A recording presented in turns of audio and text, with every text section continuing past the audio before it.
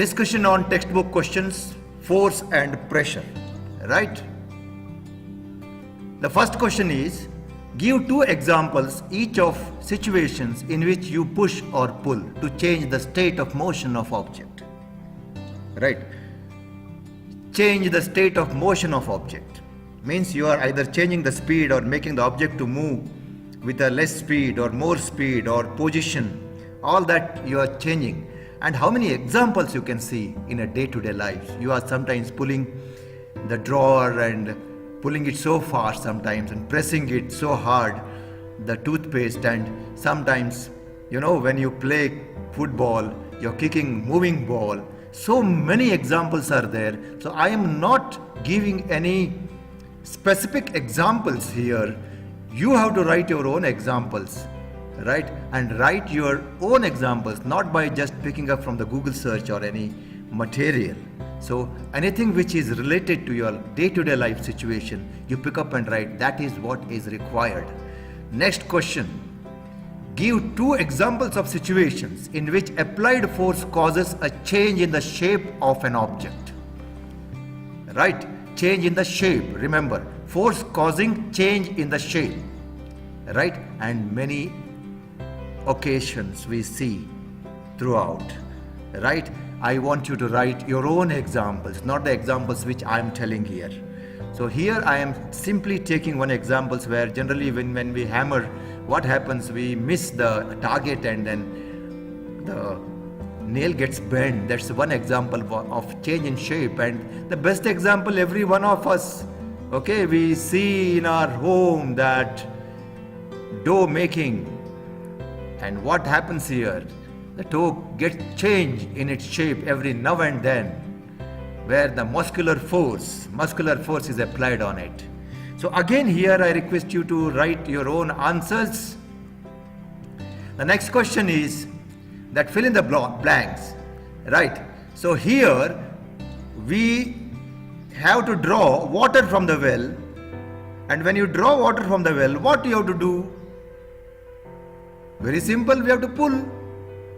Okay, you have to pull the container which is tied with the rope and which takes on a pulley, isn't it? There will be a pulley here, one rod like, and this goes down and there's a container here. So that we have to pull it here. So answer will be pull. The next question. A charged body and uncharged body, what happens between them? Okay, if you bring near. I've already shown you how to charge a body. Okay, just by rubbing you can charge a body. Right? And when you bring a charged body near an uncharged body, as you have shown in the demonstration, what happens is the charged body, in that demonstration it was a straw, isn't it? Attracts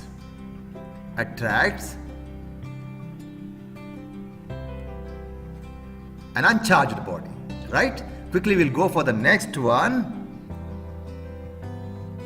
Again in the third question, C. To move a loaded trolley, simple one, we have to dash it. Sometimes you have to pull it, sometimes you have to push it. Simple one. Either you write pull or push, both are right answers. Next, north pole of the magnet is brought near the north pole of another magnet. What happens? You must have done this experiment. However, you have seen many types of magnets, and every magnet will have one common property. They exist in two poles, and one pole is called south pole and this one is a north pole. Right? So you can bring this magnet in this way, south and south facing each other, or north and north facing each other, or south and north facing each other. So when you are bringing in these two cases, south and south facing each other, north and north facing each other, they are the like poles, isn't it? And whereas here, unlike poles. And remember, when unlike poles, right, here it is like poles we have faced each other. Right? When the like poles are brought near, what happens? Remember, they repel. You all have done this experiment, and unlike poles attract. But the question is that North Pole is brought near North Pole, and therefore N and N are facing each other, and they are like poles, and therefore what happens? They should repel. Okay, quickly we'll go for the next question. We shall try to finish as many as questions because already the content is discussed in the video lessons, right? And here is a question which is again a fill in the blanks question, and this question speaks what you have to do here in between. You have to take a pause and read, because sometimes my reading may be a little bit more speed, so you may not go along with what I speak. So take a pause sometimes and read, and then play the video again, right? So archer stretches her bow while taking aim at the target, right? So visualize this. Archer stretches the bow, stretches, right? Archer stretches the bow. The bow was not in this shape before. The bow was not in this shape before, and she stretched it, and now the shape is changed. After that, she then releases the arrow, and the arrow begins to move towards the target and hits the target. There are some words which are given: muscular, contact, non-contact, gravity, friction, shape, and target, attraction, sorry. Now you have to pick up these words and fill in the blanks, right? We'll go here, visualize this problem properly. Now what we have done, we have seen this archer stretching it and changing the shape of this bow. To stretch the bow, the archer applies force that causes change in its, what should we write? What happens to the bow? Bow has changed in its shape, right? This question over. We'll go for the next question, right? So here this question is change of shape. We'll go for the next question. Question B. The force applied by the archer to stretch the bow is an example of dash force, right? Now here bit of confusion. Okay, we just look at this. Now the force applied by archer to stretch the bow is an example of muscular force. Yeah, it's true. Contact force, it's true. Right? Now can we pick up any of these? But wait, we have got very few left here. So let me pick up, let's say this, because I don't know, maybe this is required for the next answer. If not, then we'll come back again. Right? So here I'll use contact force. The next one, C. The type of force responsible for a change in the state of motion of the arrow is an example for change in the state of motion of an arrow is an example for, now contact is already used. Now we can go for muscular force. So answer is muscular force, because we are using the muscles of the body to pull it, right? The type of force responsible for change in the state of motion. State of motion is changed. It's going fast, right? The next one, D option. While the arrow is moving towards the target, the force acting on it are due to dash and that due to dash of air. Look at this. Okay. While the arrow moves towards its target, the force acting on it. Now target is moving front. Arrow is moving front. Okay. Arrow is moving front. Remember, there are two forces which are acted on it. Can you tell me which are those two forces? The arrow is not supported by anything. It's moving just in the air. And when it is moving in the air, it is rubbed with the air. Means the air is in opposite direction here, and it has to pierce through the air and hit the target. That means its speed will come down. Due to what? Due to a force which is again a contact force. And what is that force called? friction force, because that word is here, right? There is a friction between the air and the arrow. But wait a minute. While the arrow moves towards its target, the force acting on it are due to, what is that? This arrow is also pulled by the force of gravity, because gravity is here. Earth is pulling it, right? So here gravity should come.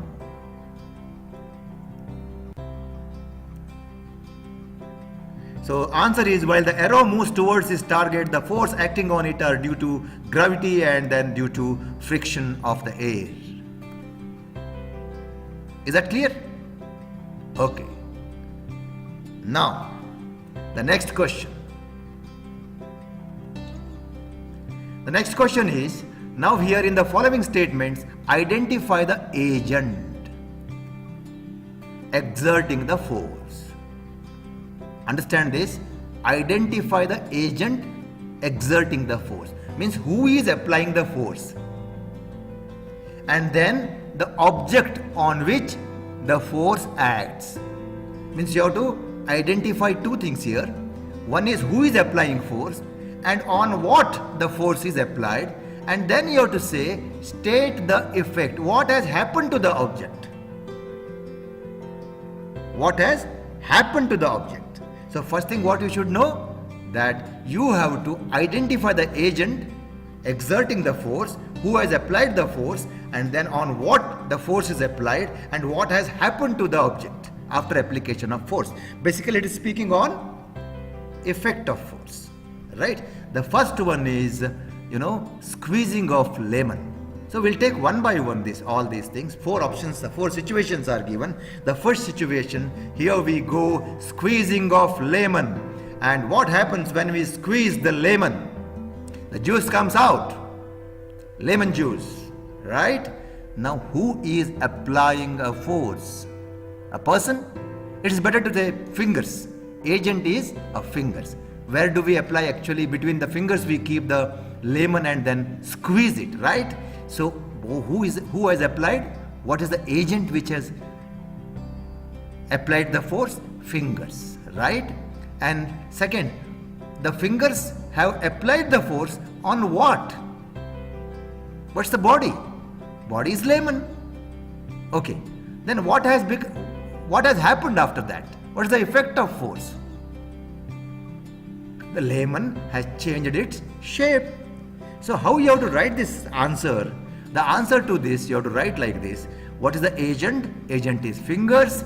Object is the fingers applied force on lemon, and then effect is change of shape.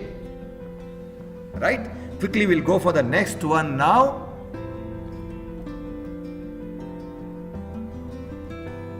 Taking out the paste from the toothpaste. We all do that every day. So again we have to find out agent. Now it is very clear for you. Then you have to say what is the object on which force is applied, and then what has happened, the effect of force. So who has applied? How do we apply force? Again fingers.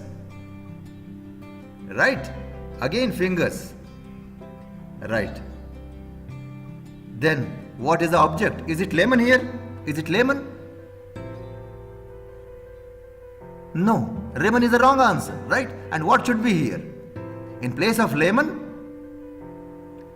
it's a toothpaste, isn't it?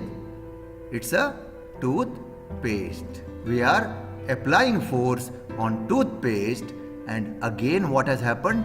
Change in shape. Right? Again what has happened? Change in shape. So lemon is the wrong answer here. We have to go for toothpaste. I hope you have understood. We are using a fingers on an object, what is called toothpaste, and then effect is change of shape. Next one. Now, this is some different. A load is suspended from a spring. So this is the load. And it is suspended. It is fixed to the hook here, to the spring. This is the spring. right? And one of the end of the spring is fixed to a wall or a support.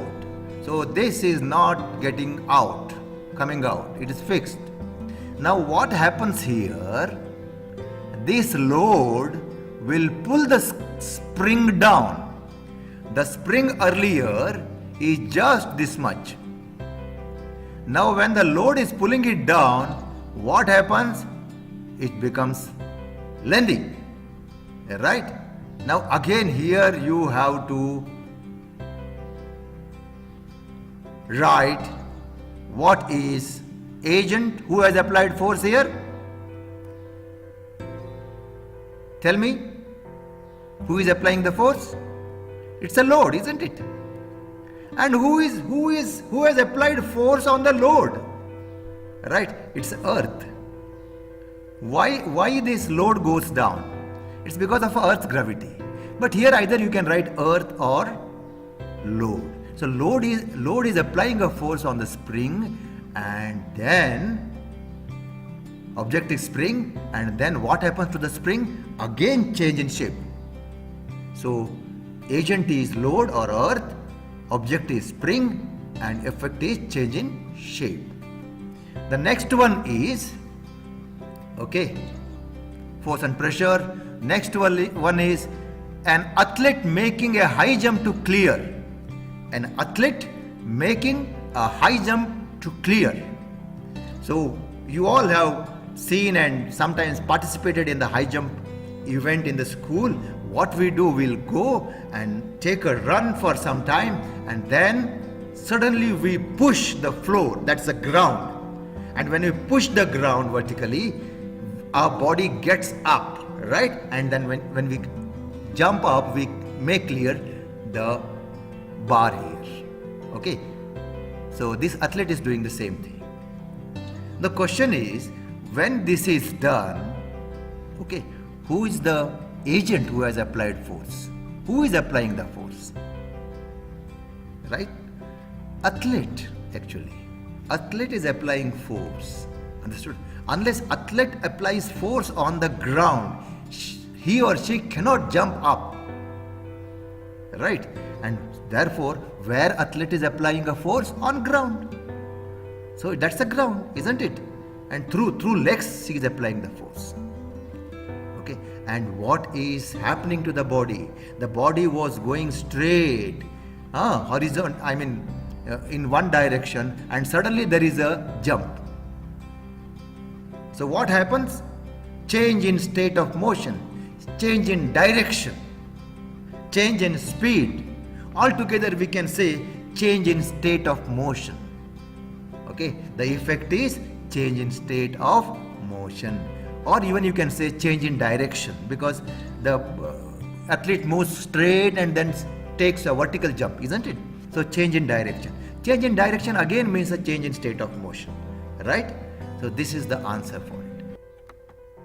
A blacksmith hammers a hot piece of iron while making a tool. A blacksmith hammers a hot piece of iron while making a tool. How does the force due to hammering affect the piece of iron?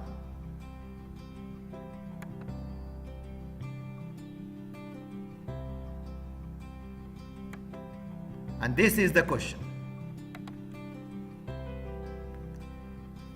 Very simple question.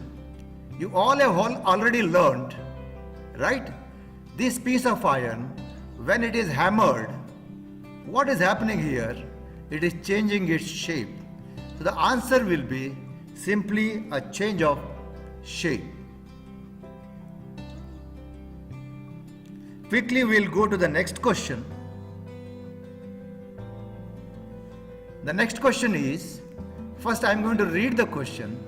Name the forces acting on a plastic bucket containing water held above ground level in your hand.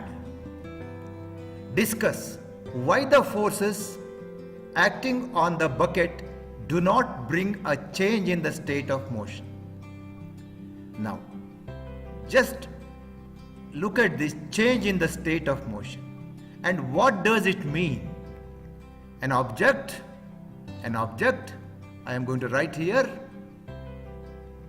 to change in the state of motion or a position, either it has to move, or if it is already a moving body, it has to move fast or slow because of the force applied. Now the question is, a bucket is held in the hand and question is asked, why not the bucket either goes upward or downward? Why there is no change in the state of motion? You have already learnt in the previous classes about resultant force.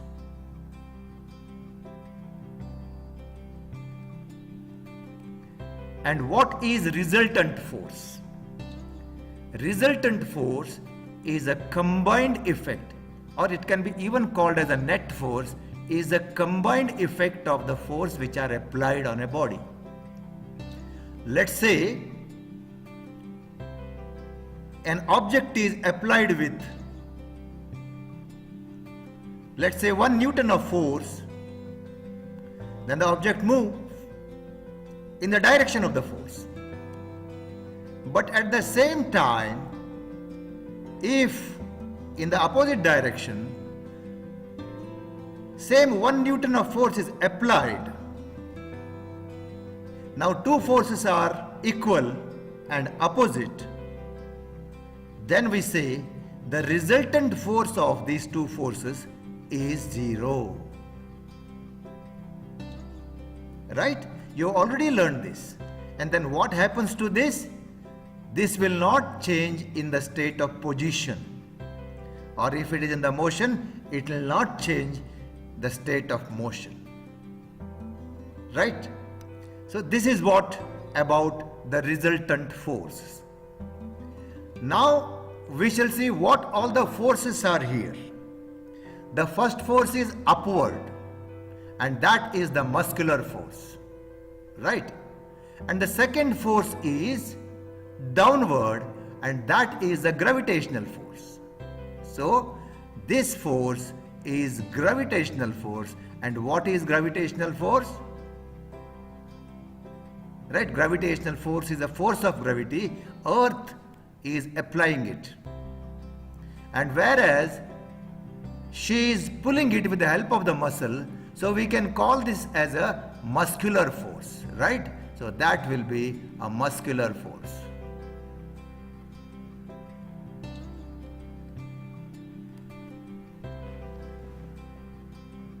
And this doesn't change the state of motion or a position, because the resultant of these two forces is 0, or resultant of all the forces which are acted on this bucket is 0.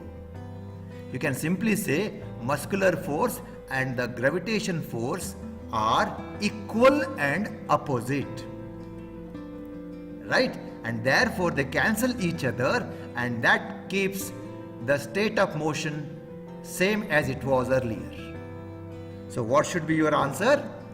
Your answer should be the forces acting on the bucket are gravitational force and muscular force. And the effect of these two forces is 0, combined effect. The net force is 0, and therefore the body doesn't move or change the state of motion. If it is already going front, it will not go upward or downward, because these two forces are equal. I hope you have understood this explanation. We'll go to the next question. The 9th question of your CBSE textbook. A rocket has been fired upward to launch a satellite. Name the two forces acting on the rocket immediately after leaving the launching pad. Right? So the portion which I am showing you is a launching pad, and this is the rocket. Okay. The moment this rocket goes off, takes off the launching pad, right? It goes with some speed, right? However, understood? To reduce that speed, there is already a friction, because initially to go to a particular height, this has to pass through a region called atmosphere. And what is atmosphere? A blanket of air. And so this has to pierce through a blanket of air, atmosphere. And what happens? Definitely there will be a friction force, and we all have studied friction force acts opposite to the motion. If the rocket goes in upward direction, friction force will be in downward direction. And here friction is due to what? Friction is due to air. Understood? Friction is due to air. Therefore, first force is a friction force. Understood? And what about the second force? There is already one more force which will be acting throughout its journey, and that is the force of gravity. The earth will be attracting it towards it. Like every object is attracted towards the earth, the rocket is also attracted towards the earth. The second force is a force of gravity, a gravitational force. Right? But in this case, the force by which the rocket is sending up is much greater than the force of gravity, so this will not fall down. Understood? It is much more than even the friction force. Right? So answer will be, the two forces are the force of gravity, which pulls the rocket downward, and friction force, which is produced by air particle. Understood? So that is the answer you have to write for this question. Now the next question is, when we press the bulb of a dropper, right? And what is dropper? This is dropper, right? When we press the bulb of a dropper with its nozzle kept in the water.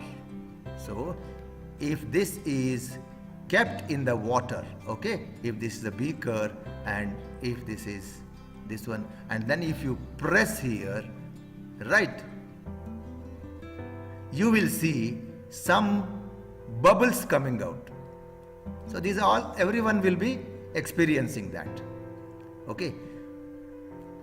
So what is, again I am reading, when we press the bulb of a dropper with its nozzle kept in water, okay, air in the dropper is seen to escape in the form of bubbles. Okay, so this is what is called bulb, and this is what is called nozzle. Okay, N-O-Z-Z-L-E, nozzle. So when you keep this in the nozzle and press here, all that air and liquid which is already there will go into the beaker and goes up. Right? Now, after that, once we release the pressure on the bulb, so as long as we were pressing, this is sending it outside. Now when you leave it out, you will find water is getting into the dropper. The water rushes.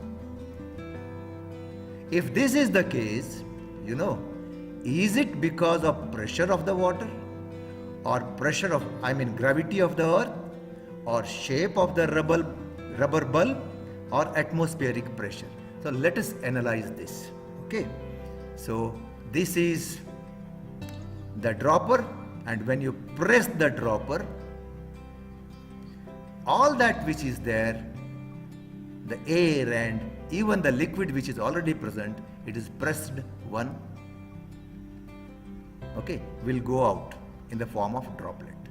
But suppose imagine that this is inside the, a beaker. Okay, this is inside the beaker completely. Some water is here, and when you press this here, so now you have to carefully watch it, press it here, some bubbles go up because the air is going up. When the air goes up, right, nothing will be there here. So this portion will be completely empty, and this creates, okay, even if very less air is there, that creates a very less pressure inside the dropper. Now if there is a less pressure inside the dropper, air wants to travel again back to it, because outside it's a high pressure.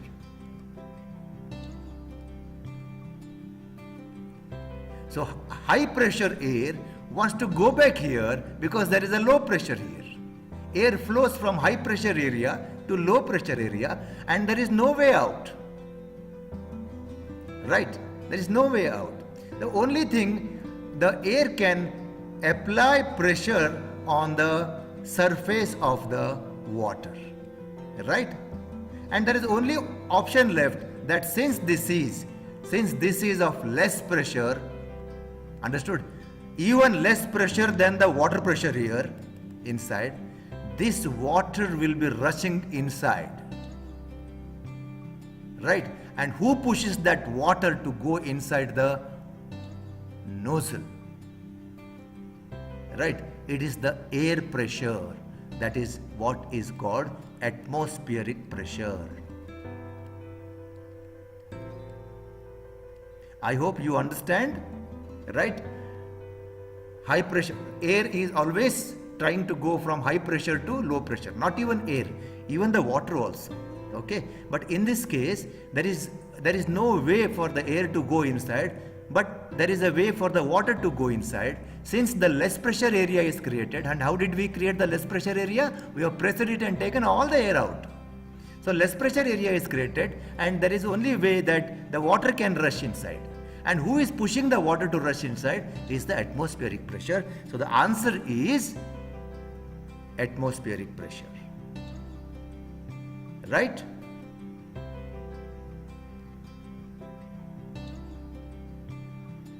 Here we have completed the question answers of